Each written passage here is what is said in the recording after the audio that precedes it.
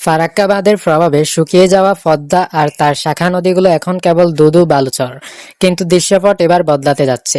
প্রায় ৩৫,০০০ কোটি টাকার এক মহাপরিকল্পনা পদ্মা ব্যারেজ, যেটিকে বলা হচ্ছে বাংলাদেশের জন্য এক নতুন লাইফলাইন। কেন এই প্রকল্প নিয়ে এত তোড়বার, আর কিভাবে একটি ব্যারেজ বদলে দিবে প্রায় ২৪টি জেলার ভাগ্য? ব্যারেজ হলো নদীর উপর এক সেট নিয়ন্ত্রিত দরজা।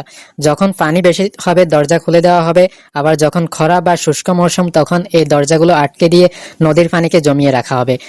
এরপর কৃত্রিম খাল বা পাম্পের মাধ্যমে সেই জমানো পানি ছড়িয়ে দেওয়া হবে কৃষি জমিতে। পদ্মা ব্যারেজের মূল লক্ষ্য কিন্তু বিদ্যুৎ উৎপাদন নয়, বরং নদী থেকে পানি সরিয়ে কৃষি ও পরিবেশ রক্ষা করা।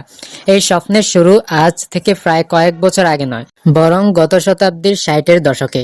১৯৬১ সালে তৎকালীন পূর্ব পাকিস্তান পানি ও বিদ্যুৎ উন্নয়ন কর্তৃপক্ষ প্রথম এই ব্যারেজ নির্মাণের সম্ভাব্যতা যাচাই শুরু করে। এরপর দশকের পর দশক কেটেছে, সরকার পরিবর্তন হয়েছে, ফাইলবন্দী হয়ে পড়েছিল এই স্বপ্ন। ২০০৫ সালে বিএনপি সরকার আমলে বিস্তারিত সম্ভাব্যতা যাচাইয়ের কাজ পুনরায় শুরু হয়।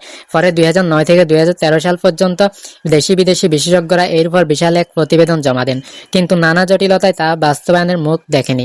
অবশেষে দীর্ঘ প্রতীক্ষার পর ত্রয়োদশ জাতীয় সংসদ নির্বাচনের আগে দেয়া প্রতিশ্রুতি অনুযায়ী বর্তমান সরকার এটি দ্রুত বাস্তবায়নের উদ্যোগ নিয়েছে।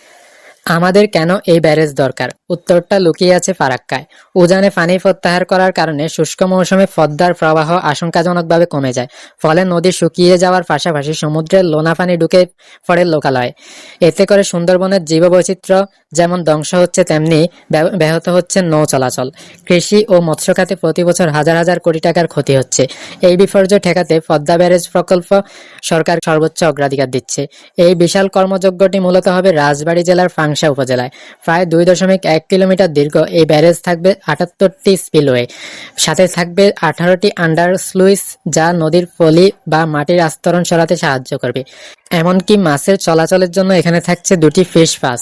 এই ব্যারেজটি অন্তত ২৯০ কোটি ঘনমিটার পানি জমিয়ে রাখতে পারবে, যা দিয়ে শুষ্ক মৌসুমে অন্তত ৮০০ কিউসেক পানি সরবরাহ নিশ্চিত করা সম্ভব হবে।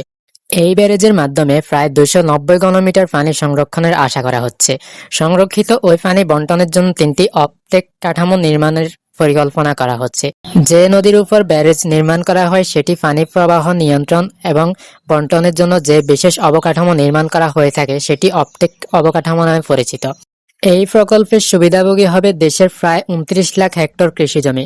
প্রথম ধাপে গড়াই, মধুমতি এবং হিস্যা নদী ড্রেজিং করা হবে। দ্বিতীয় ধাপে চান্দনা, বারাসই, বড়াল ও ইছামতি নদী ব্যবস্থাকে নতুন করে প্রাণ দেওয়া হবে। যশোর, কুষ্টিয়া, খুলনা থেকে শুরু করে রাজশাহী, পাবনা এবং ফিরোজপুর পর্যন্ত বিস্তৃত এই অঞ্চলের কৃষকেরা সারা বছর সেচের পানি পাবেন। সরকারি তথ্য বলছে, প্রকল্পটি পুরোপুরি বাস্তবায়ন হলে দেশে প্রতি বছর অতিরিক্ত ২৪ লাখ টন ধান এবং ২.৫ লাখ টন মাছ উৎপাদন হবে। এটি শুধু একটি অবকাঠামো নয়, এটি হলো কয়েক কোটি মানুষের খাদ্যের নিশ্চয়তা।